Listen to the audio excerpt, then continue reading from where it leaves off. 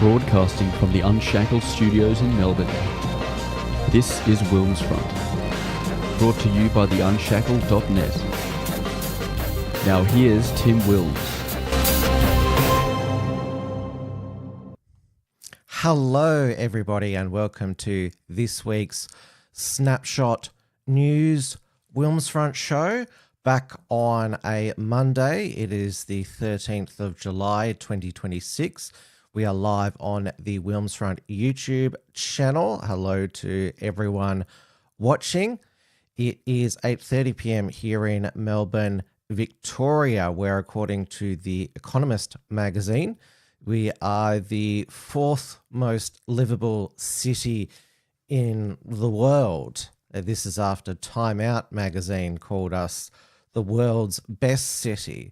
They could have fooled a lot of people in Melbourne, but as a resident of Melbourne for most of my life, it's not that bad compared to the cartoon shithole version that you see on the news. Though lucky for me, I haven't been the victim of a violent crime, and my car tire hasn't been punctured due to some of the massive potholes on our roads, because one of the expenses of the big build and the corruption, CFMEU blowouts, is that they've skimped on the basic road maintenance, where it looks like a crater, a meteor has hit the road.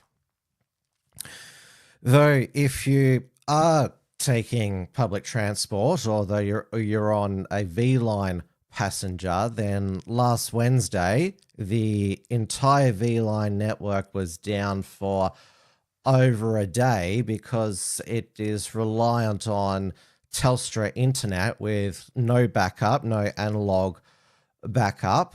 So commuters were told to make their own way home because they didn't have enough replacement buses. What are they just meant to walk up the highway?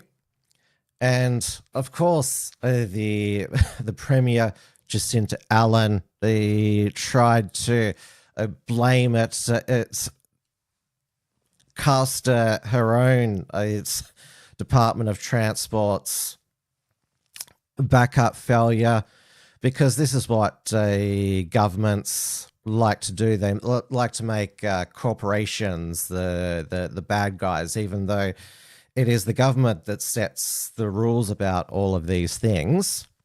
So she wrote that Victorian expects more than compensation from Telstra. And so she said that Telstra should compensate Victorians and make sure it never happens again. To start with, V-Line will reimburse regional rail passengers who incurred extra costs. Will that include lost wages? I expect Telstra to do the same dollar for dollar. Surely V-Line, the Allan government, should have its own review. And in addition, my government will fund 2 days free travel on V-Line. Well, that's if the trains show up. Australians have endured too many outages, and it's always country people who bear the brunt. The telcos must lift their game. It's time they caught up with how critical their networks have become to our essential services.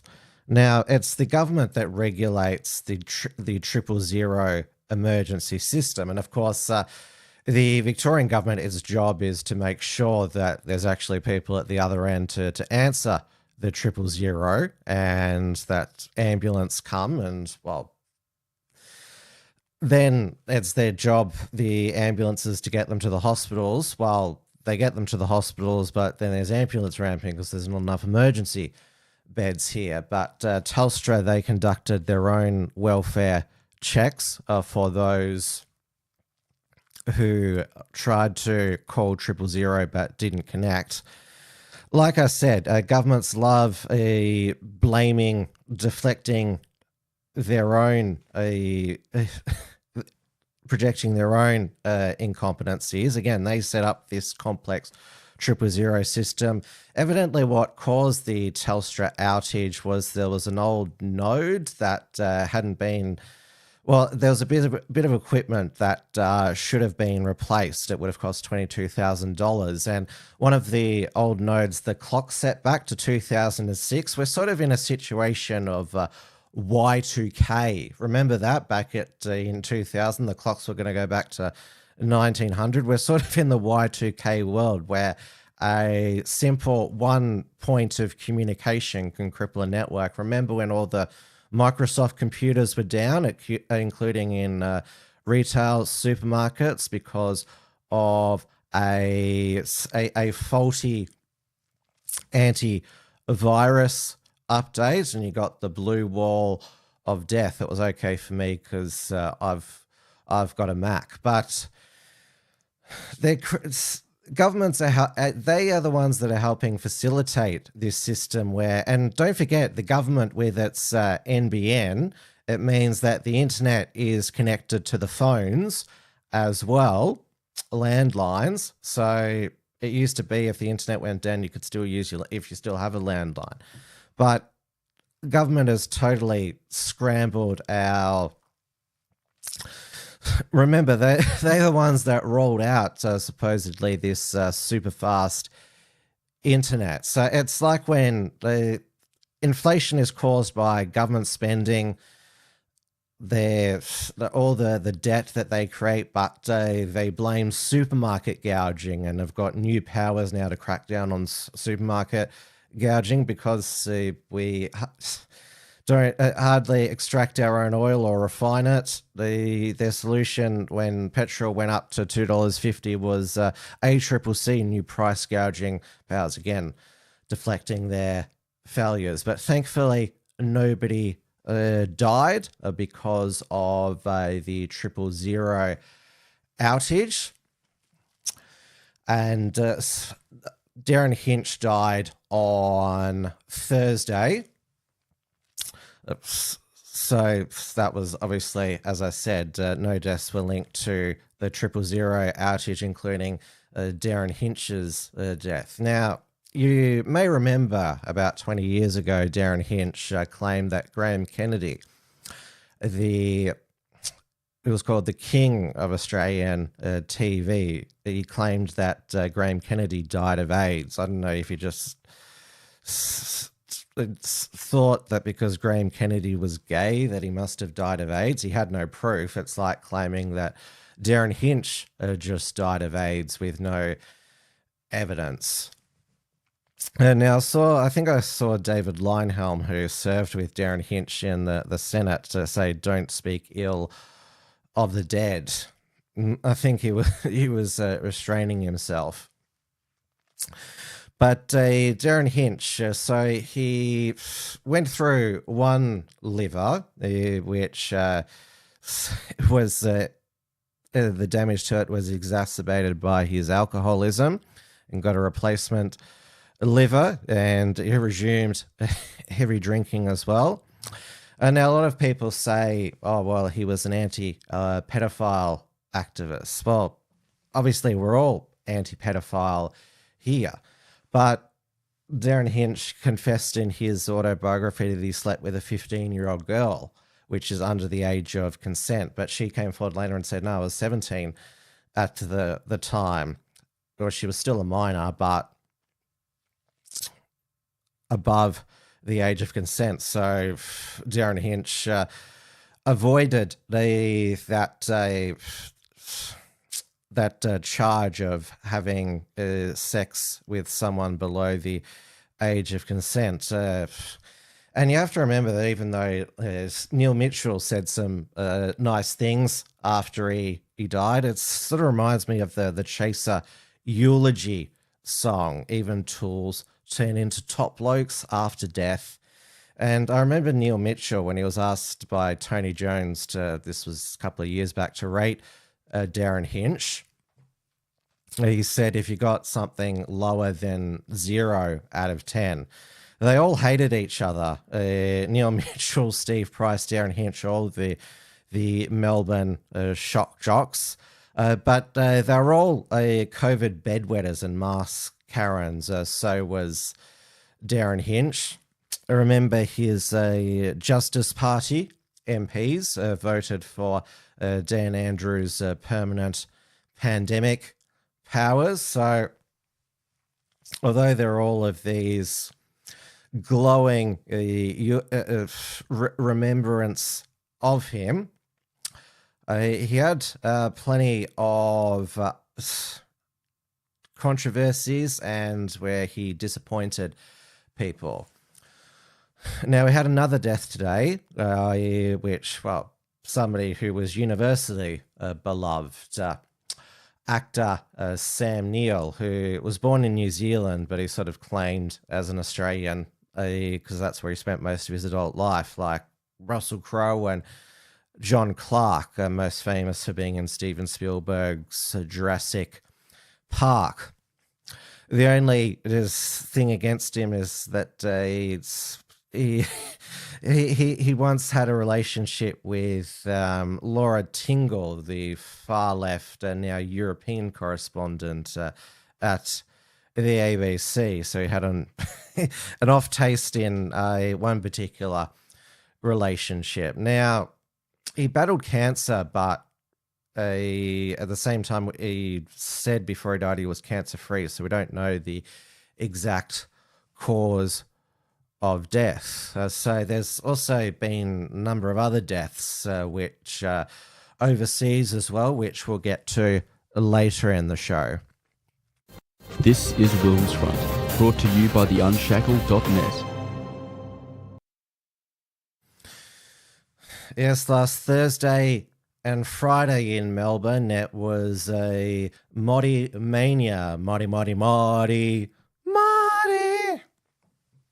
Yes, and Anthony Albanese, the Prime Minister, he was eager to hang around the Indian Prime Minister, Narendra Modi, like a bad smell, lifting his arm at 30,000 Indians were at Marvel Stadium to hear him speak. Also, there was the Victorian Premier, Jacinta, Allan, who said to the Indians there, you don't have to choose between having your Indian identity and being Australian, though I don't know how many of the 30,000 there were actually Australian citizens. They could be temporary students, temporary workers, or they could have been bussed in to pump up the numbers there. Also in the crowd at Marvel Stadium was the state opposition leader, Jess Wilson, and she also had her own selfie with Narendra Modi, saying it was a privilege to meet with him. India is one of Australia's most important economic trade and defence partners and one of Victoria's largest trading partners with billions of dollars in trade each year, and mentions Victoria's home to Australia's largest Indian community. Strengthening this partnership will create more opportunity for Victoria to support our state's future prosperity.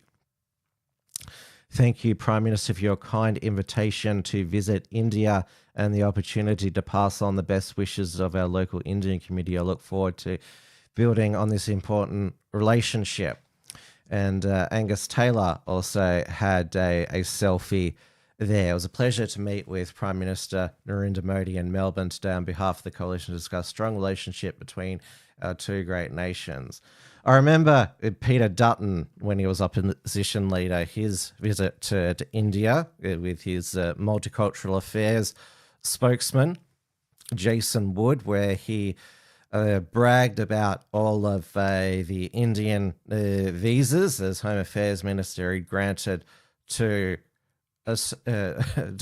Indians to come into Australia. And of course, this is in part our politicians want to be around somebody who's popular. Well, at least in India, Modi has a 70% approval rating. And of course, Albanese would kill for such a high approval rating. I mean, he's net minus something at the moment across all the polls. Though, of course, not everyone was happy with the visit. So Ozpil, Hugo Lennon, organised a snap protest outside of Marvel Stadium, telling him to go home, and he also heckled Modi at his where he was staying in the hotel he was staying at in Melbourne.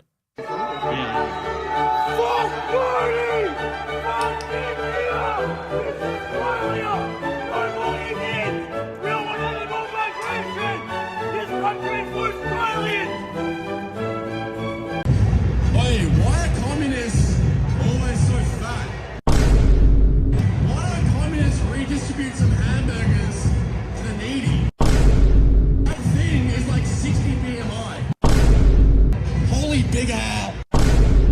It's like we're trying to have a dispute between two nations, India and Australia, and there's like fat communists that come in. Yeah, I don't know who that fat communist was, who they were with.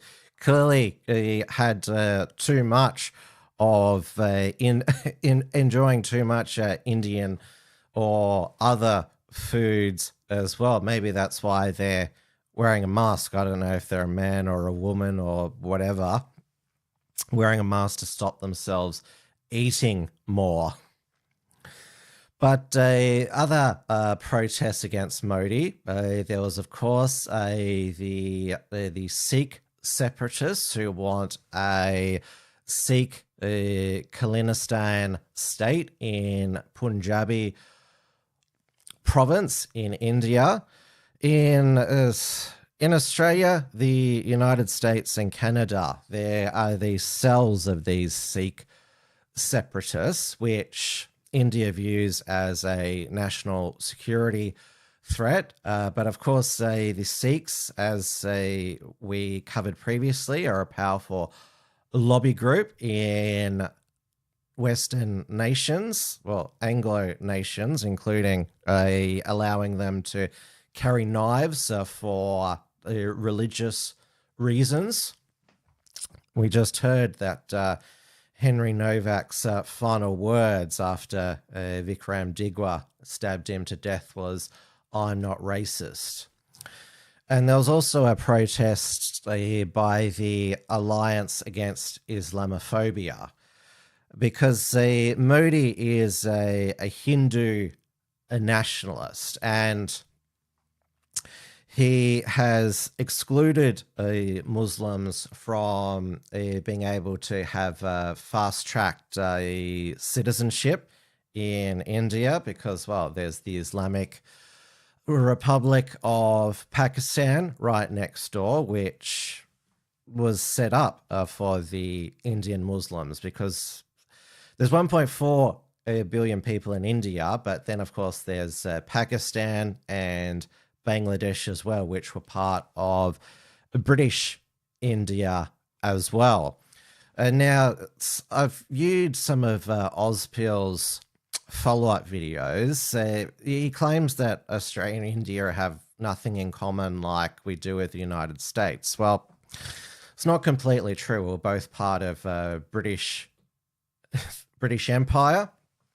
And, of course, India still plays, well, they love the colonial game, cricket, and, well, there was a part of the bilateral announcements is that Australia's Big Bash League opener will be played in India and will be part of the G'day Namaste festival, blending Australian sport culture and business engagement in India. And the AFL, they are making a big push for the Indian diaspora here to follow Australian rules football during the winter. Their logic here as well, it's the winter oval game. They've got Desi AFL on Instagram, and they have one game a year commentated in Hindi. And there's talk that there could be an AFL game in India, and a lot of AFL people who remember the AFL's previous forays, their Anzac games in Wellington, New Zealand, they ended, and then there was a couple of games in Shanghai, China. They went nowhere. But of course, there is close to now a million Australians who are born in India, and then of course would be their children who are born in Australia. So the AFL in a war with the NRL, they want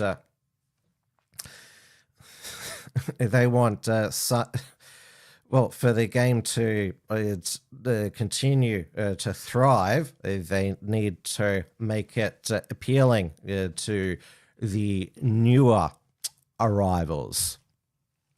And there's also going to be a $500 million investment from Australian superannuation into India, which I found quite bizarre. Shouldn't Australian super go towards Australian investments? Anna Borton says, no such thing as Islamophobia. Wouldn't it be nice if Liberals learnt this? I saw a number of people on X saying, well, Modi's considered far right, yet how come our politicians and media aren't covering this? They do. I know that the ABC, they did a whole Four Corners episode saying that Modi is clamping down on freedom of the press in India and is turning a blind eye to Hindu violence against other ethno-religious groups. In a country of 1.4 billion people, how do you keep on top of all the various ethnic, caste, religious tensions there? And of course, Sikhs, if they just go about their normal business in India or in Australia, they've got nothing to worry about. Also announced is that we're going to sell our uranium to India for its civilian nuclear program. India is a nuclear power. Not that I really care if it goes to their nuclear warheads because, well, this is the geopolitical balancing. We don't really fear that India is going to use a nuclear warhead against us. They're more likely to use it against Pakistan or China. And of course, China just tested a dummy nuclear warhead from a submarine last week. And India is part of the Quad, which is the United States, Japan, Australia, Four Nations, obviously Quad, and it's basically the No China's Club. Now, of course, the Chinese migration to Australia, that was the biggest driver for a lot of the 21st century. But then, of course, when Xi Jinping basically annexed Hong Kong and basically said that he regards the Chinese diaspora in the West as still belonging to the CCP. So basically, in his view, we should consider them all like, and this is what the government's like. And then there's these various United Front groups as well. So it's sort of like, we've got all these sleeper agents here. Well, India's a democracy, and of course the shared British colonial history. So we'll pivot to India, and because they've had border skirmishes with China. And of course, India has provided the safe harbor for the Dalai Lama when they annexed Tibet for the past 70 years. So India and China have roughly the same populations. India actually surpassed it. So this is the geopolitical reality here. And obviously, well, Australia, have you seen us? We don't look like we're capable of defending ourselves. That's why we are relying on bigger powers such as the United States and now India as well. So there is going to be a closer defense and security cooperation.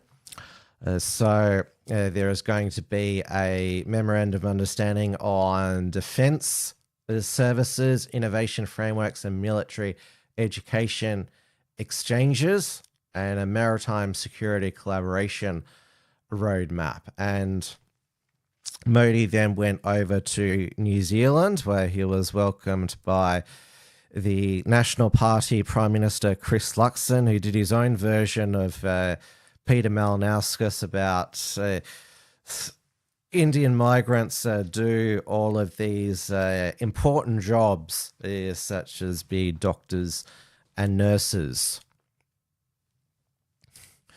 And it says, sounds like one world communism to meet him. Well, it would be good if, yes, we were able to be able, as we should be able to stand on our own 2 feet, militarily and economically. I mean, it's insane that we've got all this uranium, but we're not a nuclear power. We signed the Nuclear Non-Proliferation Treaty, which is just tying your arm behind your back. Most states ban uranium mining. It's banned nuclear energy production, but it's okay for our submarine. It's so hypocritical, our environmental greening movement. It's bad if we use these natural resources, but it's okay if other countries do, and that it's okay if environmental degradation and pollution occurs, like in Asia or Africa. And it says, I'd prefer Australia was isolationist than have dealings with communists or Muslims. Well, I don't want to get into too much of the history here, but was World War II was Australia's big wake-up call when we were facing a threat from Imperial Japan, and the Britain, the motherland, wasn't there for us. We're busy fighting Nazi Germany and Hitler. Nuclear is not dangerous, Anna. France has nuclear power. So does the Scandinavian countries. The boomer three-eyed fish, it's basically all the boomers ban the bomb groups that have crippled our uranium nuclear industry as well. Now, there were also protests against Modi in New Zealand. There was one by Brian Tamaki's Destiny's Church. The New Zealand police authorities recently confiscated his guns. And there was also a protest by local New Zealand ethno-nationalists as well. So Albanese thinks that the visit went well for him, and that I don't think there was a fast track citizenship booths in Marvel Stadium. Who knows? But probably before the next federal election, Tony Burke will probably do a whole bunch of new citizenship ceremonies. Now, We don't know whether he'll let the ISIS husbands back, who look like they're going to be released from Iraqi jails. And of course, Jacinta Allan, she is desperate for any votes that she can, and will pander to multicultural immigrant communities in a desperate bid to be re-elected. This is WilmsFront, brought to you by the Unshackled.net. Now we're in the big midwinter parliamentary break, and a lot of our politicians travel to the warmer northern hemisphere, and One Nation leader Pauline Hanson decided to travel to Britain and recorded a podcast interview with Tommy Robinson. Now, it still hasn't been published yet, even though it was a week ago, but they recorded this, and these are always contrived, these pre-podcast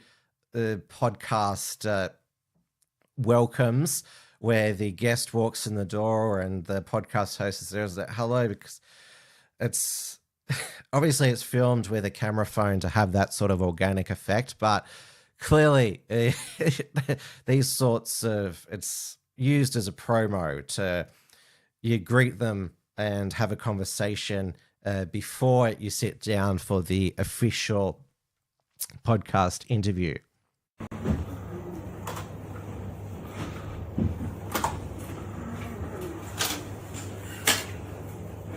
Hello. Hi.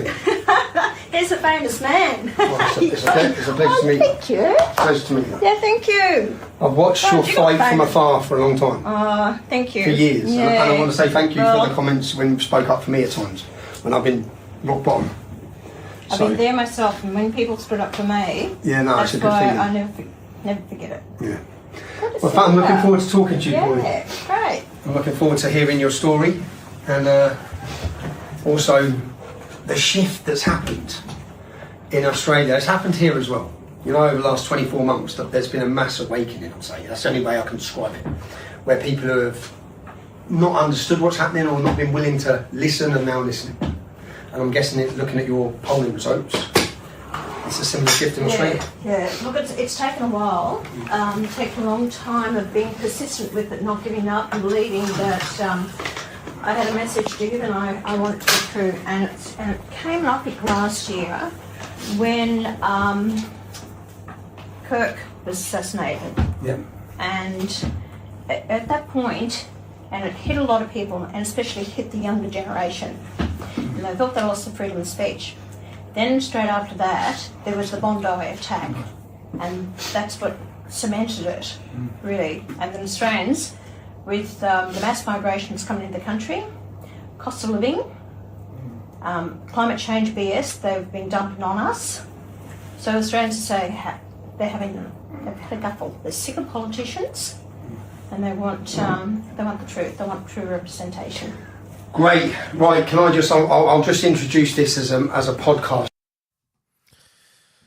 Though Tommy has published a 5-minute video of him taking Pauline through his hometown of Luton, which is just outside of London, and all the changing demographics there. And Pauline says, well, I want to prevent Australia becoming like this. And not surprisingly, back here in Australia, Andrew Bolt had a fit, both on air and in print, saying, Hanson, admit you were a fool for meeting with British far-right thug Tommy Robinson. Pauline Hanson shouldn't have met with Tommy Robinson. She needs credibility, must attract quality candidates to convince voters One Nation can form the next government. And he's also said that, even Nigel Farage wants nothing to do with them. That's because Nigel's a snob.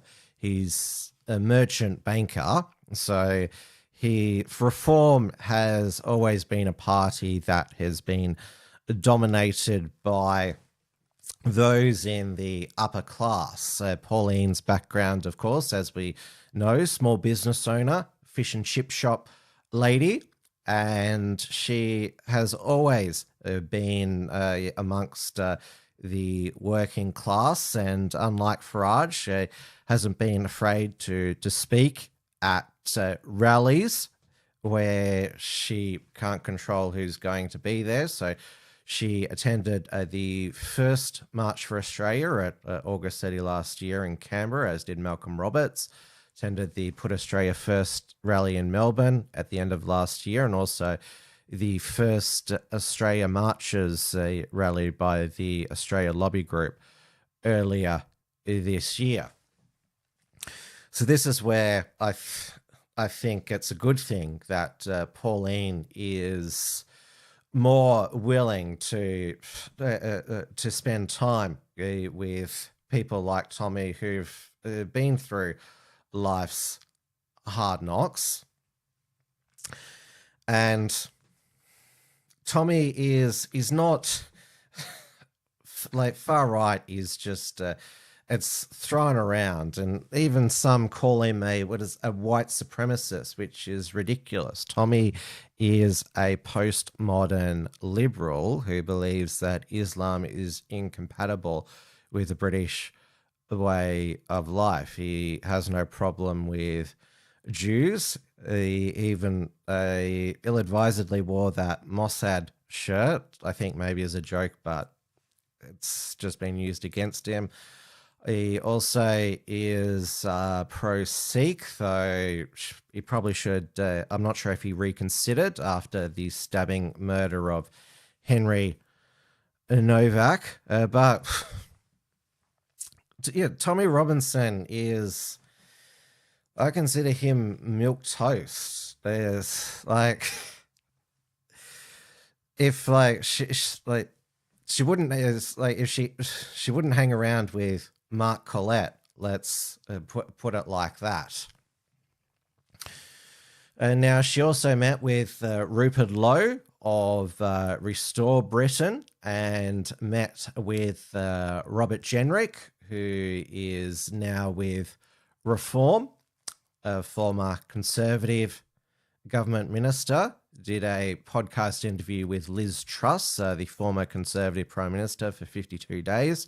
She has her own podcast now. Back in Australia, Angus Taylor, in a 1-hour speech to the Sydney Institute, which is run by Jared Henderson, who's on Sky News media show and has his own media watchdog. Jared Henderson, he's 79 years old. He has a very dry demeanor, and a lot of his battles throughout the years have been writing complaint letters to the ABC, which have gone nowhere, which he now concludes don't complain to the ABC, but I digress. But Angus Taylor, of course, read from a prepared speech and decided to directly go on the attack against One Nation, warning of an eternity of pain, basically making it sound like One Nation would turn Australia into hell on earth. Some people say that Victoria is hell on earth, though it's actually where hell has frozen over this past week. And now, why has Angus Taylor decided to do this? He claimed that One Nation, wanting to increase defence spending, I thought that to 5% of GDP, I thought the Liberals and Nationals thought that was a good thing. That they would promise more spending, which would increase interest rates, even though One Nation, Barnaby Joyce has said they want to cut spending, and so claim that interest rates would cost Australian households $20,000 a year. It sounds like Angus Taylor is worried about a future leadership challenge from Andrew Hastie, who in the last sitting week of Parliament. Some of his supporters, such as Garth Hamilton and Henry Pike and Cameron Caldwell, met. Of course, Andrew Hastie has said that it's war with One Nation, and he just did another interview with the ABC. He seems to just go to the ABC every time he wants to make a public statement now. There was an 11-minute interview with Sarah Ferguson on ABC 7:30 last week, where he talked about that he rejected One Nation's monoculture, and he said monoculture is about ethno-nationalism and skin color, but he was against multiculturalism, which is loaded, co-opted by the left, favored a third way about shared values, which sounds awfully familiar to what Angus Taylor has been talking about, shared values.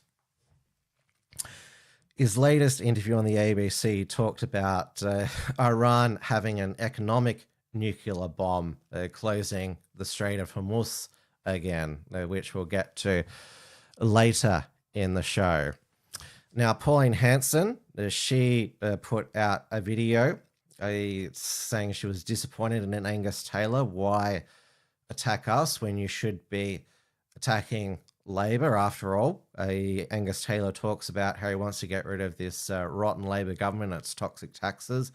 Again, he doesn't have his own line, so borrows one from Tony Abbott, the current Liberal Party president.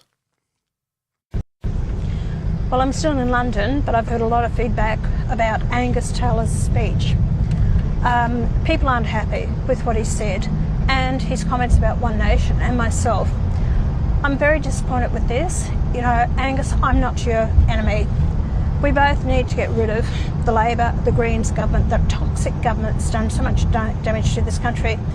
You can reflect back on your budget reply speech. You picked up and said a lot of One Nation's policies, so I don't agree with you having a go at me and what I stand for. You know, reduction of immigration, we were the ones that you followed our lead to do with the Voice.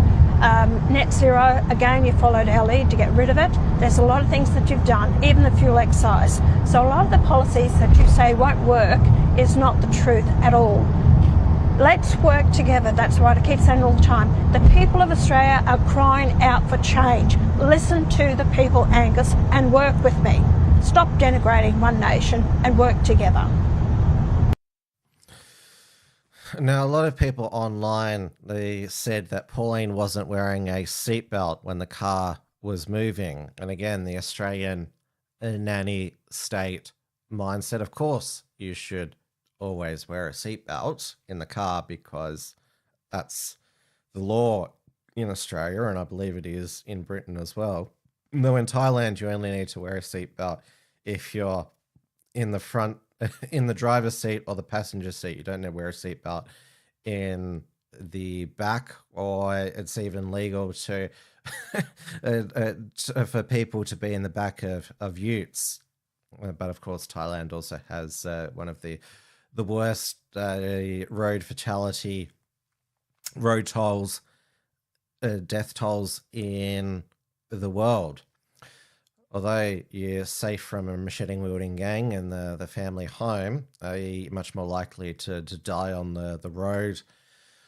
Motorbikes, of course, they share the road with cars as well. Again, I'm digressing. Now, we had a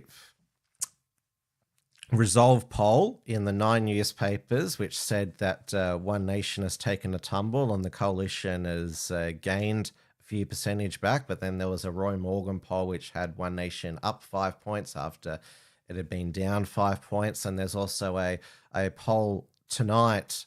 It's a Redbridge poll commissioned by Trades Hall, which says One Nation, 27%, the coalition, and Labor on 26%. So I think that predictions of Pauline Hanson on One Nation's tumble in the polls are premature. It's probably just a dip more. It's a blip more than a dip, I would say. That was interesting to hear that David Oldfield, the co-founder of the One Nation Party back in the 1990s, said that Pauline, she needs to focus on winning over the middle ground, not cater to people who already are going to vote for her and the people who already hate her, and thought that the monoculture, landing that at the press club, given that I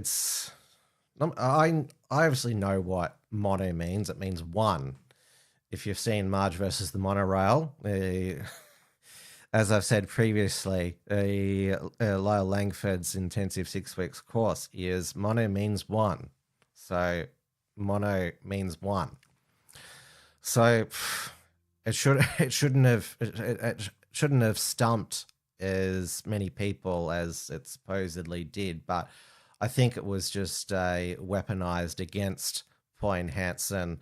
Again, we saw as I said before, Andrew Hastie has already weaponized the term monoculture, saying that's at one extreme of, he used the term woke right, and multiculturalism is the woke left. So that was the unfortunate thing. Hanson didn't define it properly, and so her opponents decided filled that vacuum and put their own interpretations on it.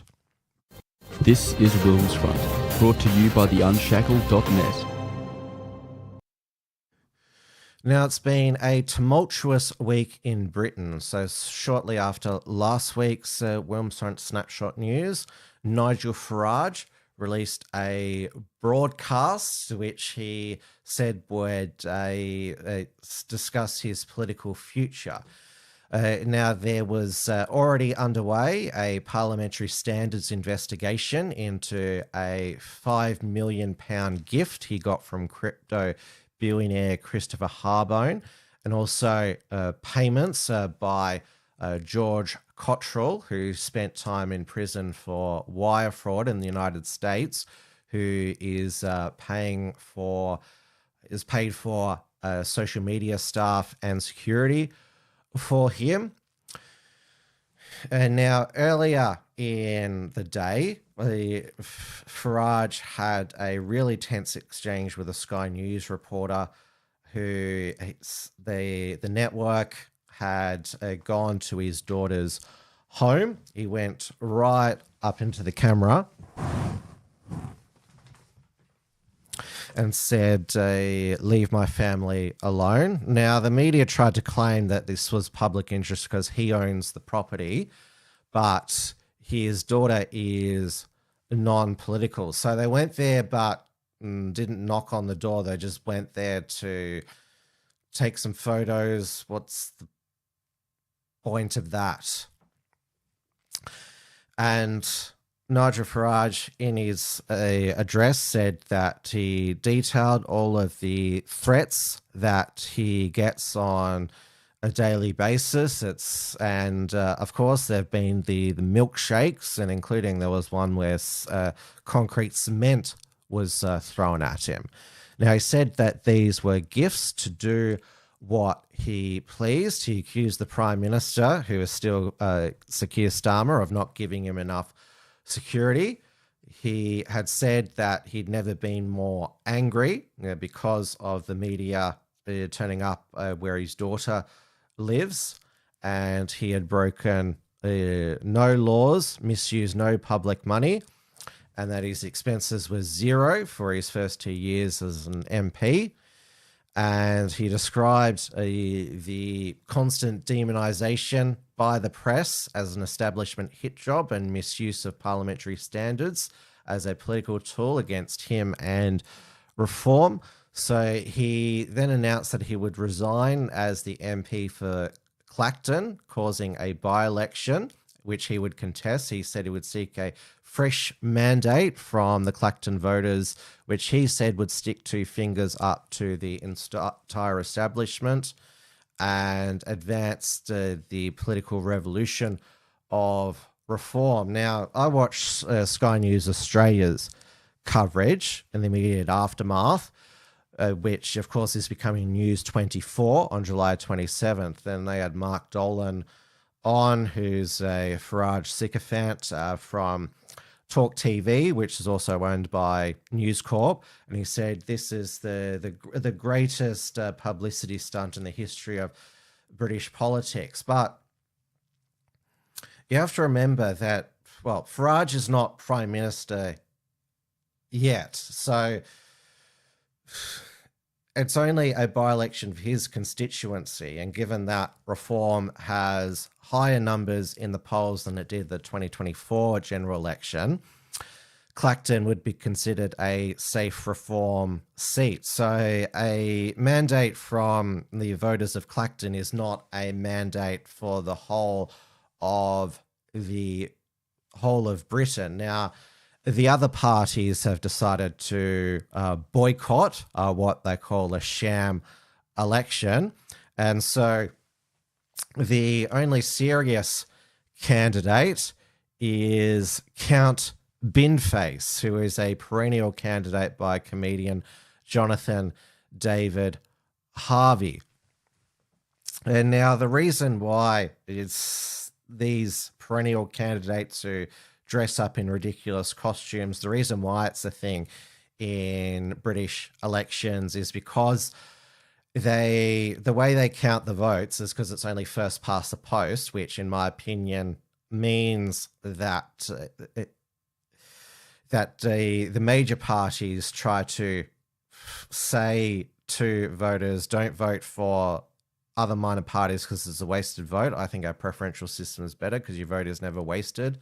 Because if your preferred candidate's eliminated, your vote's not wasted. It goes to your next preference or the person still in it. So whoever wins a constituency in Australia still has 50% plus one of the overall preferences. In France, for example, if there's not an outright majority in the first round, they have a runoff for their parliamentary seats and in the National Assembly and for the presidential election as well. Going back to what I was talking about British elections, because they only need to count the votes one. So they count all the votes. The polls close at 10 o'clock at night. They count all the votes overnight, and then they gather all the candidates in the town hall. The returning officer announces the results, and the TV cameras are there. And so these perennial candidates dressed up, they get their costume on the TV news, and at general elections, they tend to run against the Prime Minister, and they run in all by-elections. They Count Binface. He has got the most attention because, Count Binface, his costume looks like he's a Doctor Who character, which has just been cancelled because it went too woke.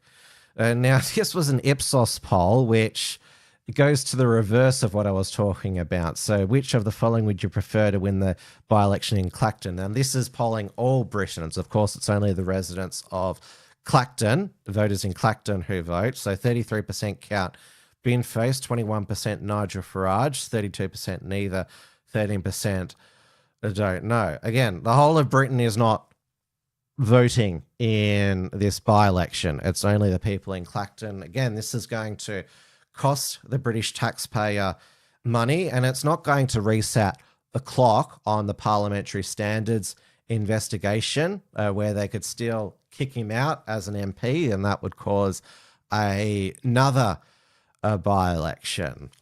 But Nigel Farage, he was absolutely right to talk about the threats to his personal safety. And of course, the reason, as I mentioned, the reason he was, I mean, Nigel Farage is always very passionate, firm, but the reason he was really furious was because the media turned up at his daughter's home. And we have just had the murder of Anne Whitcomb at her village home in Devon.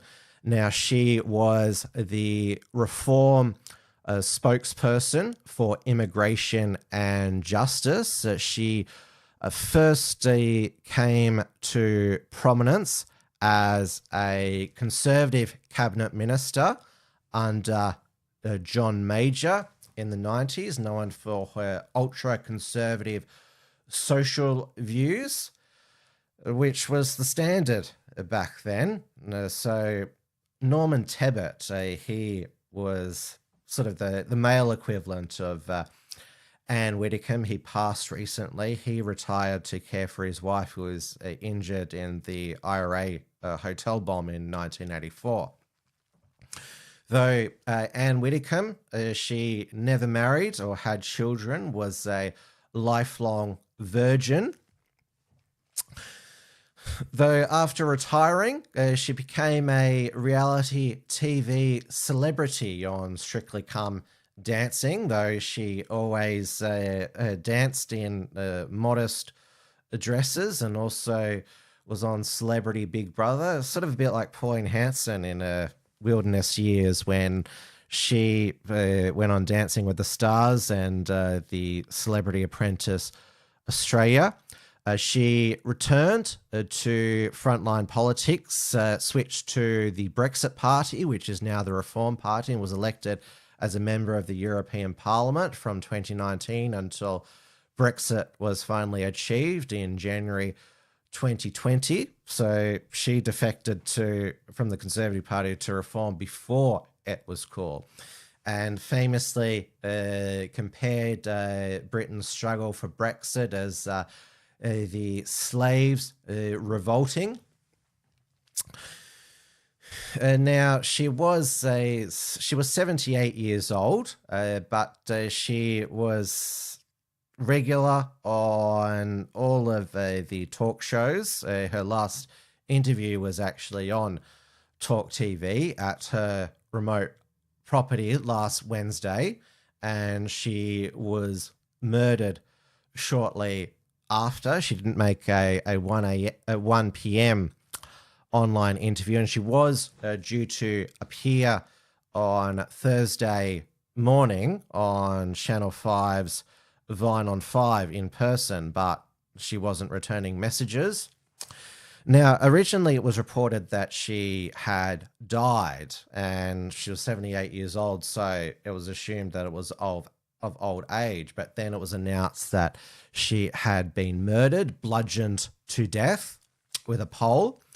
So Cornwall and Devon Police Assistant Chief Constable Matt Longman was quick to announce that it arrested a 26-year-old white British man on suspicion of murder. Now, if they just said a man, then would you assume that it was a non-white man? Why were they quick to say white? But he was since released and is no longer part of the investigation because they discovered that Anne Whitcomb had actually been, so they initially thought that she had been murdered on a Thursday, but after there had been a pathologist, a autopsy examination, I'm not sure the exact term, they discovered that she'd actually been dead for a day, and so had been, like I said, murdered 12:30 p.m. on the Wednesday. And so they arrested a 28-year-old white British male from Rotherham who neighbours described as a loner and didn't leave the house and had learning difficulties. So he was seen to leave his home. So he had, I don't know where the CCTV came from. It shows him leaving his car with a stick at 7:51 a.m. to travel 270 miles to Devon. This is, for those who are not familiar with the geography, so he would have had to have drive very fast with no toilet breaks to drive 270 miles. They still use the imperial measurement there. I think it's about 400 kilometers, basically from one side of the country. Rotherham is in South Yorkshire. That's quite a journey. And we also still, so according to, again, Matt Longman, although detectives say they remain open-minded about a potential motive, they said at this stage there is nothing to suggest that it was politically motivated. So one theory is it's a burglary gone wrong, except nothing was taken. And the term patsy comes to mind. Reminds me, for those who know your British history, the murder of newsreader Jill Dando in 1998. So they charged a man with learning difficulties, Barry George, and convicted him with her murder, but that was quashed on appeal. She was assassinated, Jill Dando, at her partner's home where she was collecting some documents, and it was the assassin used some sort of silencer. So it was clearly a professional hit. So there was multiple conspiracy theories about Jill Dando's murder. There was apparently the Serbian connection because she was reporting on the war on Kosovo. And then there was also, because she was the presenter of Crime Watch on the BBC, that it was some criminals who wanted to shut her up. And then there was also the conspiracies that she was about to reveal some of the pedophiles at the BBC. So it's, yeah, sounds very similar to how Barry George was initially charged. And so the police say they're not looking for anyone else, and it seems to be case closed. Nigel Farage does believe when he laid flowers outside her Devon property that it was premeditated murder. There is still a lot to unfold in this. Well, in the British police, there is the trust in the British police is at record lows. That no wonder that what the police have said so far is not believed. The only unifying thing in, well, England is that the men's team has made the semi-finals at the FIFA World Cup, defeating Norway. And now there are a lot of ethno-nationalists who are rooting for Norway because, well, the team was, the squad was Norwegian. Even the two non-white Norwegians still had Viking blood. There was that viral photo from in the lead up to the World Cup of the Norwegian squad as Vikings. But the Norway's striker Erling Haaland, who looks like a real life Viking, failed to score. In fact, it was the mixed race half white, half black Jude Bellingham who scored two of England's goals.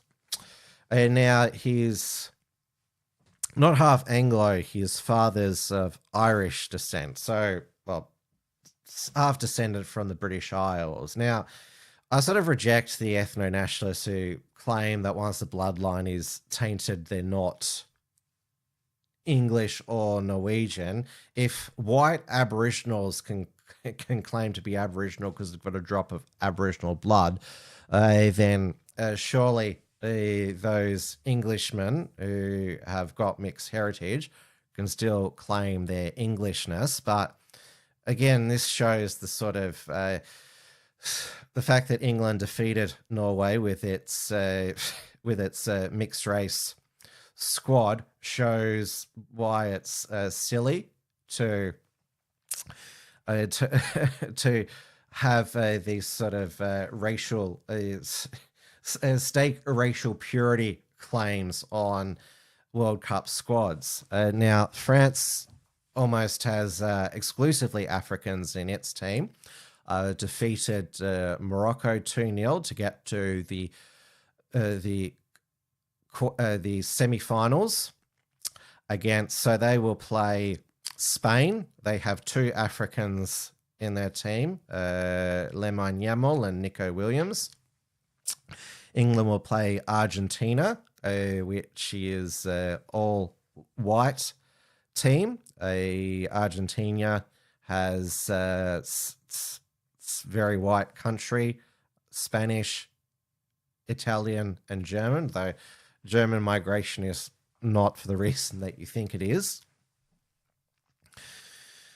And now, as France defeated Morocco, but you had Moroccans rioting in Paris. They were also rioting in London, Dusseldorf in Germany, and there was also unrest in Spain and the Netherlands. So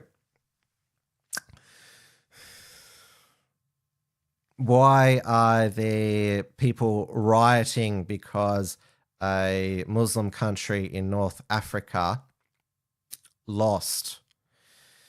And, well, it shows that amongst a lot of this Moroccan diaspora in Europe, well, it shows where their loyalties lie. And, well, it shows that, it's at the very least, there is not very good social cohesion. This is WilmsFront, brought to you by the Unshackled.net.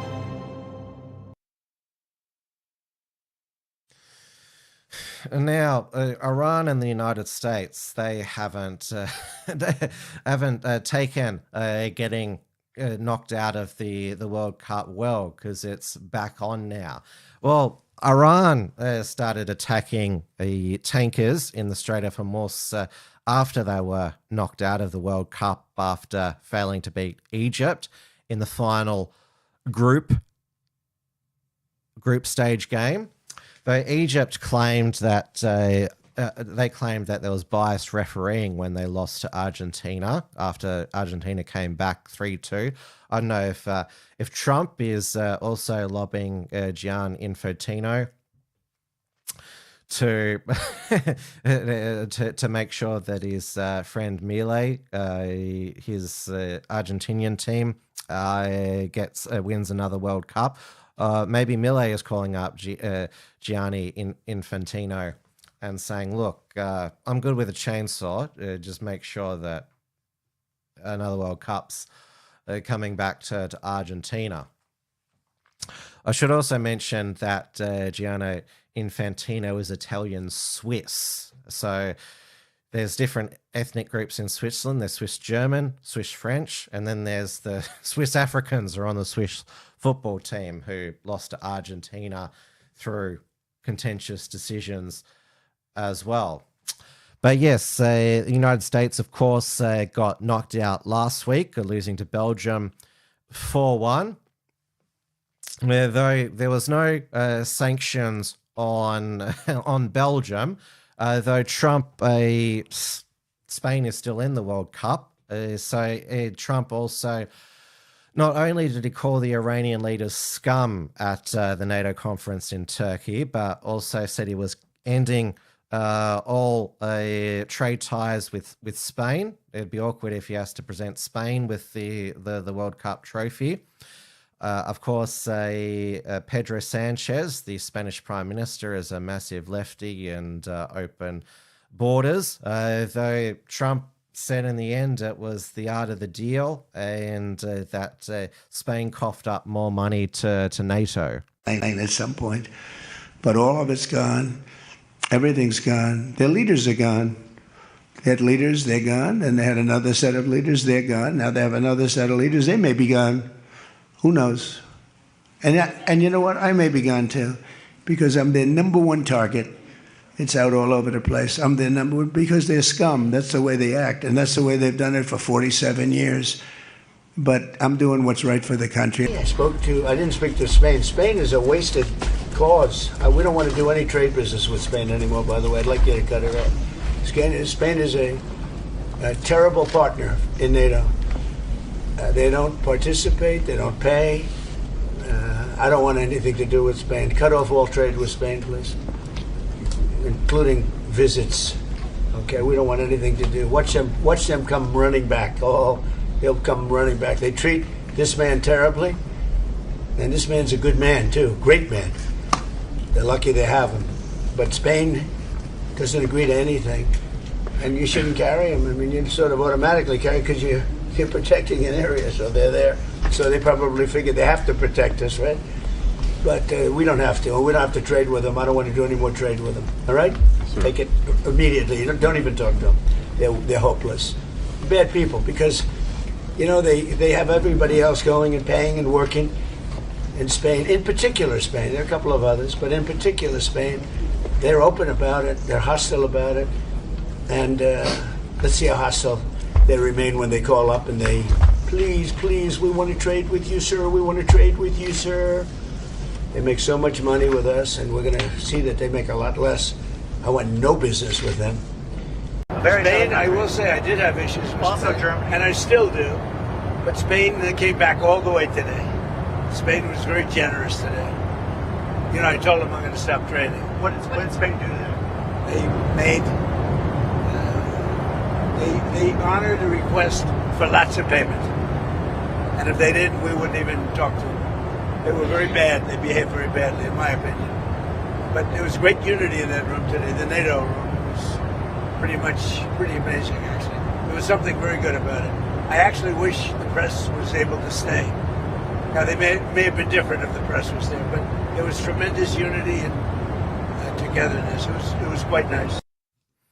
That's the shortest trade war of all time. Now, the NATO chief who was next to Trump when he made those derogatory comments about Spain. So Mark Rutte is the former Dutch Prime Minister, and he previously called Trump daddy. Obviously, he likes that Trump's getting more money to NATO because that's good for his job.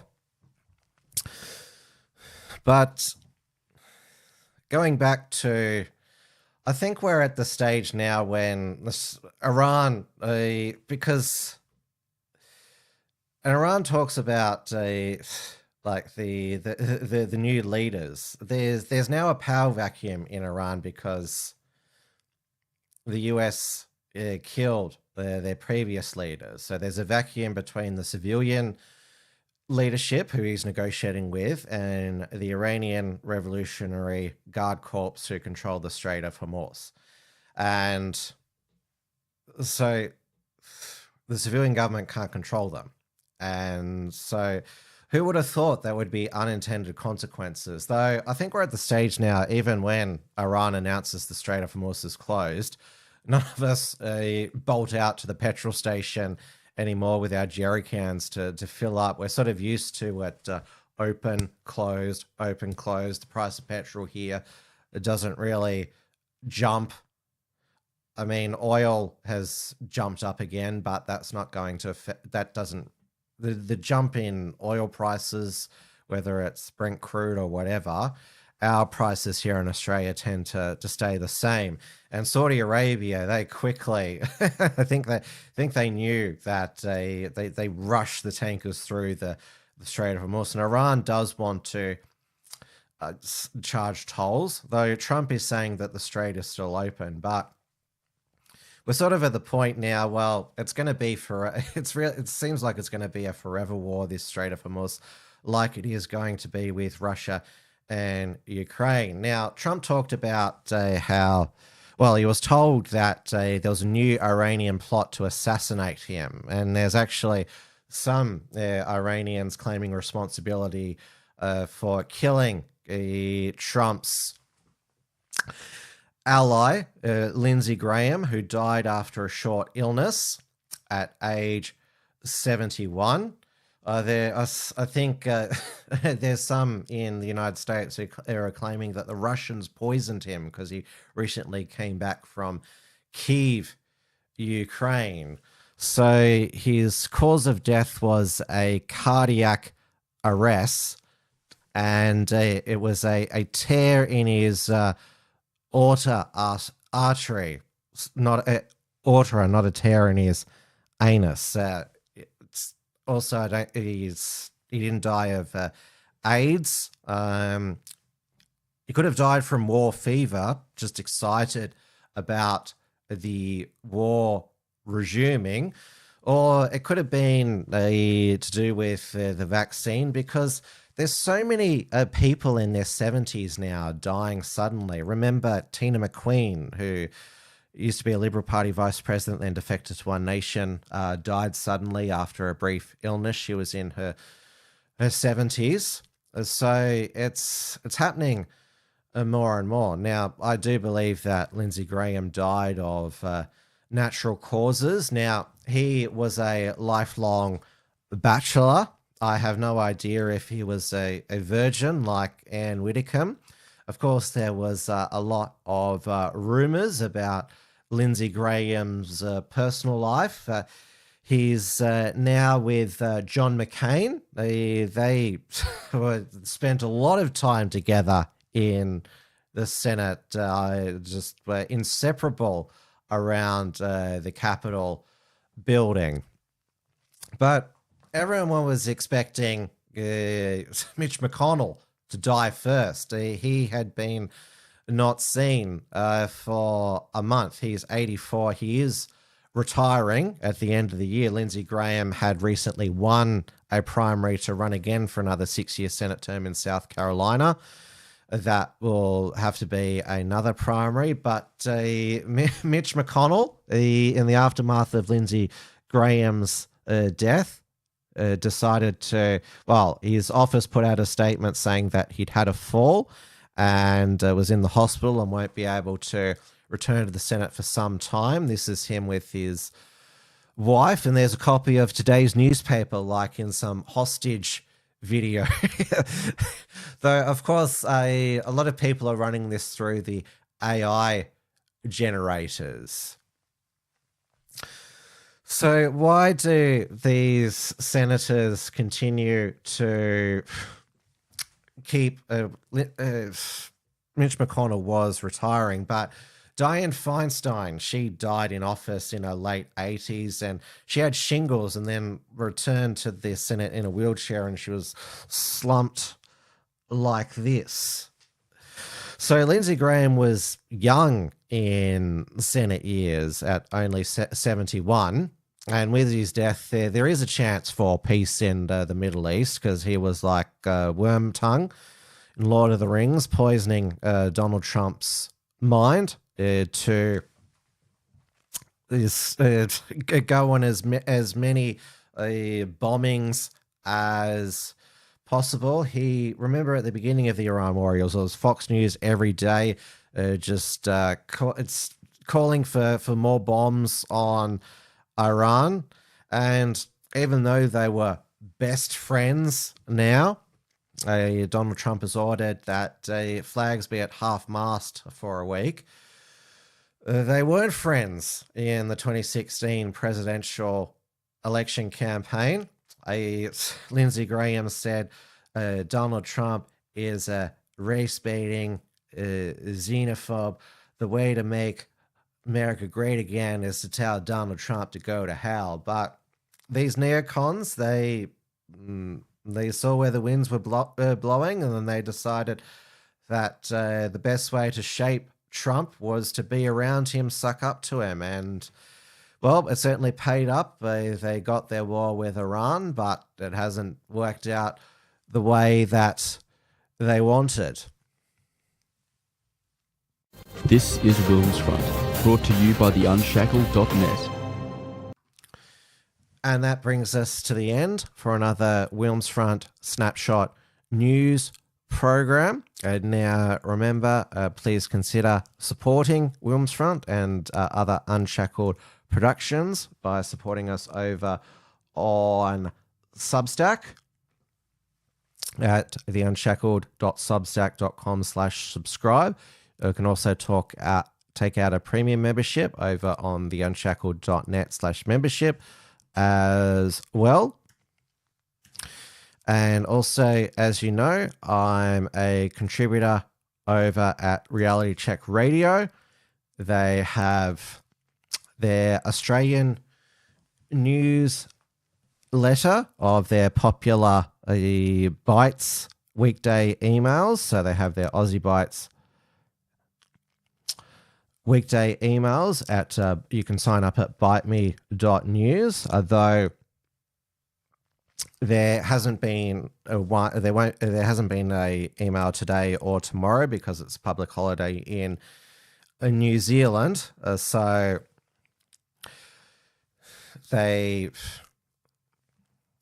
don't send emails out on, because they're based in New Zealand, on New Zealand public holidays. Obviously, I'm a contributor to Paul Brennan's breakfast program every Tuesday morning, every Tuesday fortnight morning. So not this Tuesday, but the following Tuesday, I'll be back on the air. And I will be also recording some new reports from Tiger Mount with Richard Wollstonecroft this week. He's actually going to come to me, so he's going to be recording the reports in the Unshackled studio, which is good for me. I don't need to take my roadcaster all the way to where he is, so that'll be good. And so he'll obviously have a lot to say about what has transpired since the last lot of reports, and he'll also have some film reviews as well. He's people are talking about the Odyssey, the woke, racially diverse casting, and it hasn't premiered yet. But Richards did a report a month ago, and it's going viral across Facebook and YouTube as well. Thank you so much for your company once again. I will most likely be back on next Tuesday at the regular time, but until then, please stay warm, everyone, and stay safe, particularly in Melbourne, and stay optimistic as well. Good night.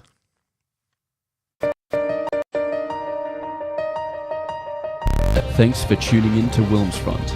Visit timwilms.com to view the archive of episodes, and keep visiting theunshackled.net to view all our shows, and to keep up with the latest real news and analysis.